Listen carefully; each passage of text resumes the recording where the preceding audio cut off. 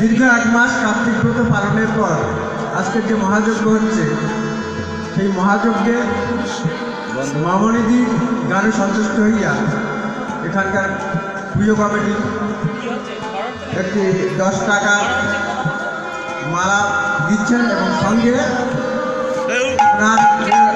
সহকর্মীরা আছেন তাদের প্রত্যেকে 10 টাকা এবং সঙ্গে কৃষ্ণপ্রেমী ওনাকে ওনার গানে সন্তুষ্ট হইয়া 10টি টাকা দিচ্ছেন।